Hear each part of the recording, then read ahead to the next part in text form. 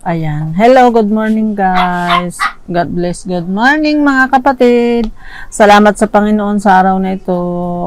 Purihin sa pasalamatan siya sa buong maghapon. Ligtas at ligtas pa rin tayo sa bawat araw. Salamat sa Panginoon. Salamat sa blood covering. Kamusta na kayo mga kapatid? Salamat sa Panginoon sa oras na ito, sa araw na ito, sa bawat araw na tayo magising. Ayan, magpasalamat tayo sa Panginoon na tayo'y nabubuhay pa din at gising pa.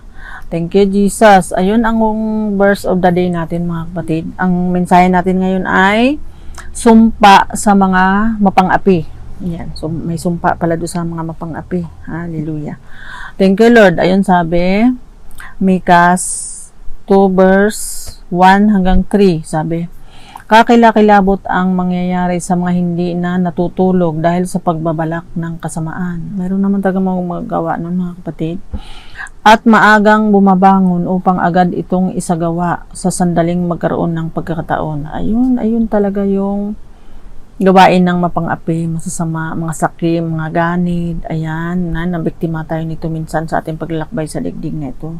Salamat na lang at ito nga pa sa Biblia, ay biblical pala yun. At ngayon, meron na rin tayong panlaban, ang Word of God. Hallelujah. Thank you, Jesus. Ayun, kapag nagustuhan nila ang lupa ng may lupa, kinakamkam nila ito, inaapi nila ang mga tao sa magitan ng pandaraya upang maalipin nila ang pamilya ng mga ito at masamsam ang kanilang mga ari-arian.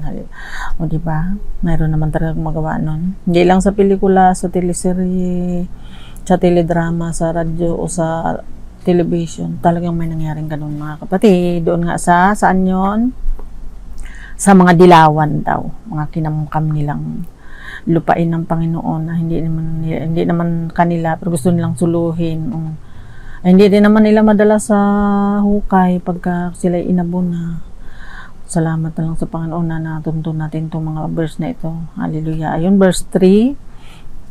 Kaya nga, sinasabi ni Yahweh, paparusahan ko ang sambahayang ito at walang sino mang makakatakas dito. Hindi na kayo muling makapagmataas pagkaraan ng araw ng inyong kapahamakan. Hallelujah. Ayan. Tarang kasuklam-suklam kay Yahweh yung mapang-api, mga mapagmataas. Kasi nga, lahat ng mapagmataas ay binabagsak niya. Hindi naman talaga titigil sa pagmamataas yung mga sakim at ganid. Hanggat hindi sila bumabagsak. Hallelujah. Ayun na talaga yung paborito nilang gawin. Kasi sabi nga, di pa yung masama, tuloy magkasama. Ayun sabi, Mikas pa din, 3 verse 5 and 6. Kaya't kapag dumating na ang panahong ibabalik na ni Yahweh ang lupain sa kanyang bayan, wala na kayong bahagi dito. Hallelujah. Ayan, ito yung sumpa sa mapang-api at mga sakim at ganid na mahilig mga mukam. O isipin mo yun, biblical pala yun. Ayun dito sa aklat ng Mikas. Verse 6, sasabihin nila, huwag kang magpahayag, huwag mong ipahayag ang gayong mga bagay. Hindi kami ilalagay ng Diyos sa kahihiyan. O ayan, sino ngayon ang tinamaan nitong salita itong Panginoon? Magsabi ng aray at magbago-bago na. Huwag na natin antayin maparusahan ng Panginoon. Kung tayo naman napasadlak dito sa nakakamkaman at naaapin itong pang-api at sumpa sa pang-api itong natin, ay magpakatatag lang at manalangin sa Panginoon. Kasi hindi naman tayo papabayaan ng Lord. Amen. Thank you, Jesus. Minsan, yung mga naranasan natin na, mga kapatid, mga kapatid, nandyan pa ba kayo? Yung naranasan natin kaapihan, yung mga kapighatian, ayun, yung iba sa na wala nang mahal sa buhay, ayun, gusto pa kamin kung anong mayroon sila. Lahat yun ay nagamit pa rin ng Panginoon para tayo nga ay umasa at manalig sa Kanya. Kaya blessing at blessing pa rin, mga kapatid. Hallelujah. Thank you, Father God. Thank you, Jesus. Thank you, Holy Spirit. Ayan, ito pang sunod na verse natin, mga kapatid. Mikas pa rin, 3 verse 4. Darating ang araw na kayo'y dadaing kay Yahweh, ngunit hindi niya kayo tutugunin. Hindi niya kayo papakinggan dahil sa inyong mga kasamaang ginawa. Ayun. Yan yung mga gumagawa ng masama. Kasi akala nga naman nila, hindi sila mahuhuli nung ginawa nila. Hindi makaganti kasi nga, mas malakas sila. Pero ang Diyos na buhay at makapangyarihan sa lahat, ang nagsabi nito, na siya ang magparusa sa masasama. Hallelujah. Sabi nga, 'di ba, sa awit 147 verse 6, lahat daw ng mapagmataas ibabagsak niya. 6 feet below the ground pa nga pag binagsak niya minsan dahil sa sobrang kasamaan itong mga mapang-api. Pero yun daw mga mapagpagumbaba. Siya nang itataas. Amen. Patuloy lang tayo umasa sa Lord. Sa kabila, kung tayo ay naranasan natin ito mga kapatid, hi, hello, God bless, good morning guys, ay magpatatag lang tayo bukod dyan sa pinagdadaanan natin na pandemic na yan, grabe, dahil pa rin sa kasamaan ng tao na gusto ay yung mga kinukubakob na ni Satanas. Kaya kailangan natin magbalik loob sa Panginoon kung tayo man ay mabiktima ng mga ganitong tao. Magpatatag lang kasi alam naman ng Lord yun mga kapatid. Praise God. Thank you Jesus. Hallelujah. Ayun, at ito mga mensahe nito guys, ako nang unang pinatatag dito ng Panginoon. Hallelujah. Kasi hindi mo naman maaring maipangaral yung mga bagay na hindi mo pa naranasan. Marahil ay pinaranas tayo ng Lord ng ganito para tayo tumatag at ma-share din natin sa iba para makatagpo din sila ng kapahingahan sa piling ng Lord at makatagpo din sila ng kapanatagan sa kabila nitong mga mapang-api na may sumpa naman sa kanila ang Lord. Hallelujah. Ayun, sabi dito, Job 20 verse 5, ang pagmamataas ng masama ay di magtatagal. Oo, pero ang tagal, Ang tagal, Pero, sa sukatan nga ng Panginoon, 2 Peter 3 verse 8, ang isang araw daw, maaari niyang gawin 1,000 taon. Isipin mo, isang araw, 1,000 taon. At ang 1,000 taon, maaari niyang gawin isang araw.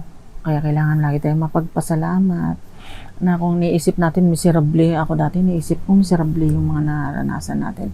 Pero nung mabasa ko mga karanasan ni Jesus, hallelujah, ay grabe yung miserablehan na dinanas niya para lang tayo ay maligtas. Kaya sisiw lang pala yung ating pinagdaanan. Hallelujah. Si Jesus, manok na yung pinagdaanan niya. Sa ating sisiw pa lang yan. Praise God. Salamat sa Kanya na mayroon tayong, ito pa lang yung Biblia, ay manual talaga ng buhay natin mga kapatid. Dito sa aking sarili, sa aming sariling sambayanan, dito kami pinatatag ng Panginoon. Amen. Thank you, Jesus. Kaya sinisirat ko kasi para yung mga nanlupaypay na dahil may mga pang-api na ito naranasan nila, ay magkaroon sila ng tatag at pananampalataya sa Panginoon. Amen. Glory to God. Ayun, hindi naman daw magtatagal ang pagmamataas ng masama. Praise God. O mag-isip-isip din tayo, baka tayo may nagawa rin masama. Siyempre, wala namang mabuti kundi ang Lord. Kaya siguro pinapaalam lang sa atin na balikan natin sa ating mabuhay sa nakaraan. Baka tayo nagmataas din o kaya yung ating mga magulang ay nagmataas na tayo pala umani. Kaya kailangan natin magbalik loob sa Lord at humingi ng tawad kung mayroon man tayong kung tayo nakakaranas ng kaapihan dito sa mapang-api. Sumpa naman, may sumpa ang Panginoon sa kanila. Salamat sa Lord na tayong ay natagpuan natin itong salitaan niya. Amen. Job 20 verse 5 tapos 19:20 mga kapatid, ano sabi? Sapagkat ang mahirap ay inapi niya, kinamkam ang mabahay na itinayo ng iba. Ayun, muntik na kami dito mga kapatid. Salamat sa Panginoon na hindi naman magtagumpay ang mapang-aping na yan dahil may sumpa naman sa kanila ang Lord. Hallelujah. Thank you, Jesus. Ayun sabi niya. Verse 20, kanyang pagkagahaman ay walang katapusan. Ay tunay naman. Matatapos lang pag bumagsak na. Walang nakakaligtas sa kanyang kasakiman. Tunay, mga kapatid. Salamat na lang sa Panginoon. At ito ay natundo natin itong mga salitang ito na may sumpa naman ang Panginoon sa mga mapang-api at masama, sakim at ganit. Na mayroon naman talagang gano'n. Mahilig mga mukam. Ayun, pag natagumpay doon sa nakamukam niya na yun, hindi masiyahan, lahat na lang ay kakamkamin. Dahil hindi nga daw yung kanyang kasakiman. Ayun, doon sa ating binasa, Job 20:20. Hallelujah, 20:20, parang verso ng matatua. Kanyang paggagahaman ay walang katapusan. Walang makakaligtas sa kanyang kasakiman. O pati din naman sarili niya, hindi makakaligtas doon sa kasakiman niya. Dahil nga may sumpa naman ang Lord sa ganyang klaseng tao. Hallelujah. Thank you, Jesus. Ano sabi? Verse 23, kumain na siya at magpakabusog, matinding galit ng Diyos sa kanya ibubuhos. Ayun. Ayun naman ang aanihin ng mga sakim. Matinding kadiliman ang sa kanya'y naghihintay. Masusunog siya sa apoy na hindi namamatay. Wala ring matitira sa kanyang pamilya. Ayan, wala ring matitira sa kanyang pamilya. Ay, di ba yung sakim din na nagbintang kay Daniel do sa Daniel chapter 6, walang natira sa kanyang pamilya kasi yung mga nagbintang ay itinapon doon sa leon. O, nilapa silang lahat. Wala nga namang natira sa kanyang pamilya. Ano, mga kapatid? Pinagbintangan nila yung mga lingkod ng Lord. Ayun. Bumalik. Kasi naman, hindi matulungan ng hari si Daniel. Pero yung hari ng mga hari ang tumulong kay Daniel. Pati nga yung leon pinaamo niya eh. Walang imposible sa Lord, mga kapatid. Kaya kailangan natin patatag kung nakaranas man tayo nito.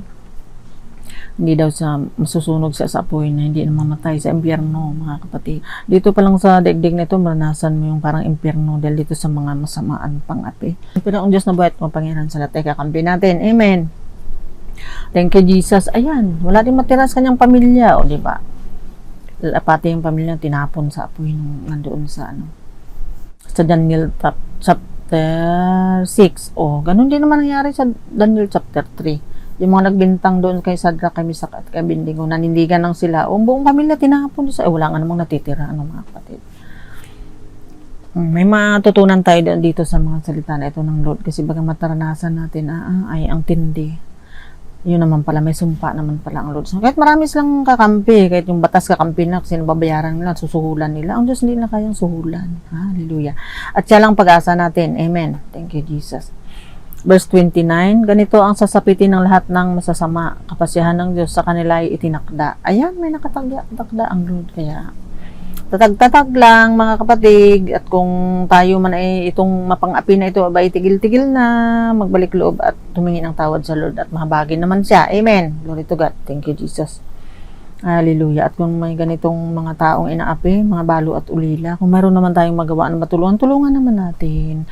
Kasi ang gulong ng buhay ay umiikot para pagdating man panahon na maranasan din ng bawat sa atin yun, mayroon din naman tutulong sa atin. Huwag tayong sabihin natin, wala tayong paki sa kanila, hindi natin sila mag-aana. Ay kabilang na rin tayo dito sa mapang-api. Salamat sa Panginoon. Kasi pumaninto nga ang Panginoon para tulungan yung mga inaapi.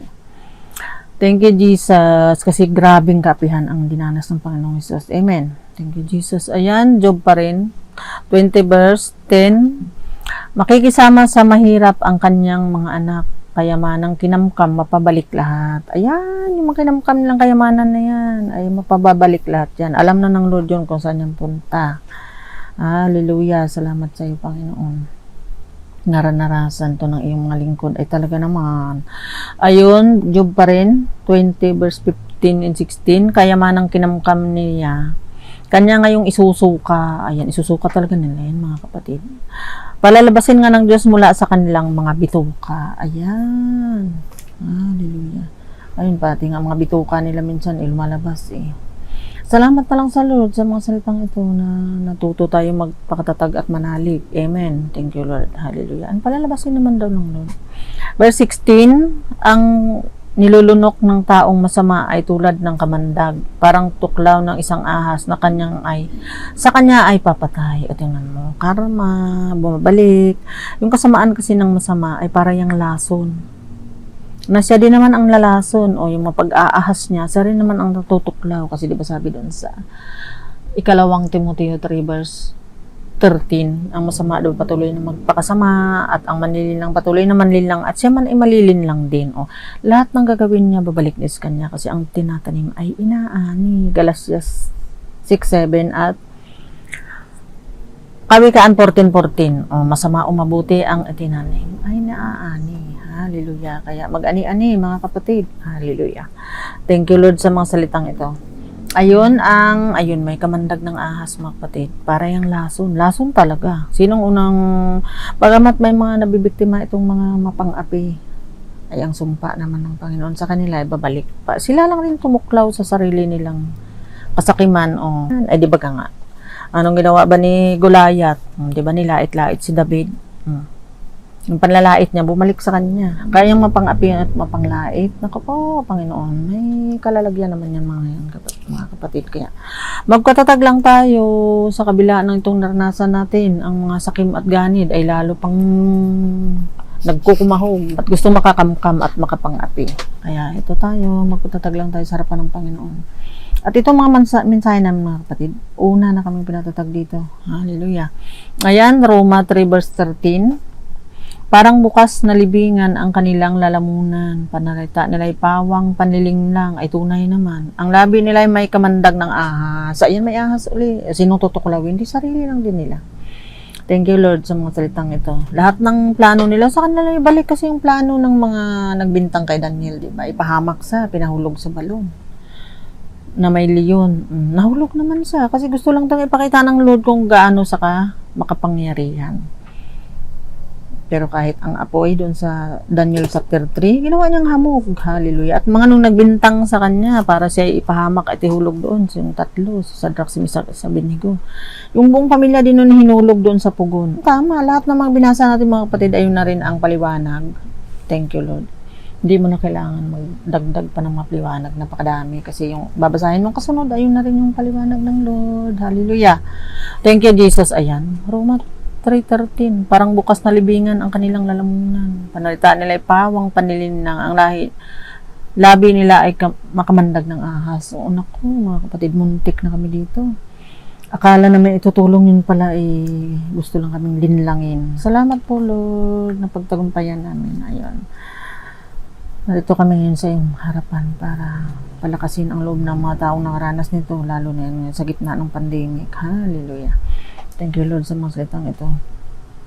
Ayun, mga kapatid, labi nila yung muno ng kamandag ng ahas. Salamat sa Lord na ito, nasa harapan pa rin tayo ng Panginoon. Kakampi natin ang Lord. Kahit magkampihan niya ng mga masasama, kahit naman sa pelikula o sa teleserye, yung mga masasama ay kakampi pa lang ang batas. Nababayaran naman kasi ang batas dito sa lupa. Ay, ang Diyos hindi naman kayang bayaran. At siya yung nakakaalam ng lahat at siya magparusa at siya rin magtaas ng mga tinatapak-tapakan. Babagsak na yung mga magawa ng ganyan. Hallelujah. Kaya may pag-asa tayo sa Panginoon. Amen. Thank you, Lord. Hallelujah. Ayon, Ecclesiastes 10 verse 8. Ayun sabi, ang nag-uumang ng bitag ay siya ring mahuhuli roon. Ang lumulusot sa mga pader ay matutuklaw ng ahas. Ayan, may ahas ang mga kapatid. Ayun, nag-uumang ng bitag. Ayun doon sa ating manulat kasi ng kasamaan ng sama. Babalik dis kanya parang doon siya lumunok ng kamandag ng ahas na sa kanya ipapatay. Ayun doon sa ating binasa mga kapatid. Hallelujah. Ang nag-uumang daw ng bitag ay siya ring mahuhulin roon. Diba? Lahat ng bitag nung sa Daniel chapter 6, sa kanila bumalik yung mga nagbintang doon. O di ba ganun din naman sa kay Mordecai. Lahat ng bintang ni Haman sa kanya bumalik, kaya kasi balik na rin ng Lord yung mga ginagawa ng sasama. Kaya tayo mga inaapi ay umasa lang sa Lord at siyang nakakaalam. Kahit wala tayong kakampi, basta kakampi natin ang Lord, panalo tayo.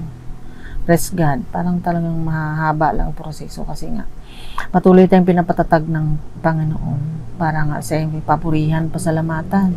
Hallelujah. Thank you, Lord. Akala mo negative yung nangyari, ay hulog sa balon ng may leon. Yun pala ay gusto lang parangalan ng Lord ang kanyang banal na pangalan na siya ang makapangyarihan sa lahat. Kahit ang apoy kaya nang gawing hamog, kahit ang leon kaya nang gawing maamo. Pero kasi nga, gusto nga niya talaga matauhan ang lahat ng tao. Itong mga kasaysayan to may matutunan tayo hanggang sa panahon ito.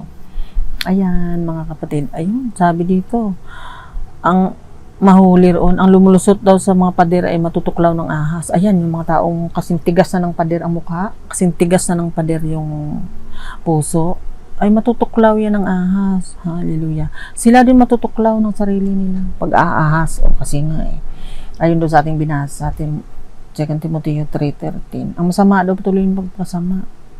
Ang manlilinlang daw tuloy na manlinlang at sila man ay malilinlang din. Ay tama talaga ang Lord. Hallelujah. Thank you, Jesus. Ang gagawin lang natin mga kapatid, magpatatag. Ayun, at dito tayo magtatapos mga kapatid. Tapos na pala tayo. Praise God. Thank you, Jesus. May paalala dito sa mga inaapi. Magpatatag at yung mga pang-api ay kung may nakakakinig diyan ay magbago-bago at ang Diyos naman ay mapagpatawad at mahabagin. Amen. Thank you, Lord. Thank you, Jesus. Pero kung kasintigas naman ng pader na ang mukha at ang puso at walang puso, puro abdo, ay okay lang yan. Ang Lord ang nakakaalam.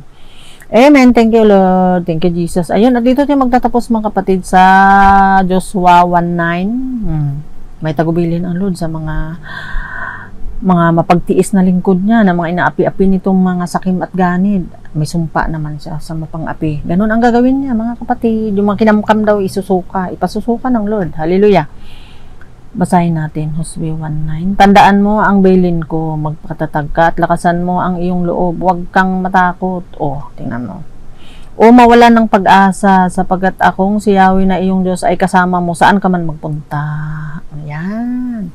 Kaya tayo naging matatag at hindi ang takot kasi nga, saan man tayo magpunta? O, kasama natin ang Lord. O, na iniisip natin, aping-api tayo, ay grabing kapihan ang niranas ng Panginoong Jesus. Iniisip natin na miserable yung ating pinagdaanan. Ako po, Panginoon. Kung malaman natin, basa natin yung pinagdaanan ni Jesus, ay higit na miserable, pero kamisiblehan niya na yun. Naging kaligtasan sa atin. Thank you, Father God in heaven. Thank you, Jesus. Thank you, Holy Spirit. Amen. Thank you, Jesus.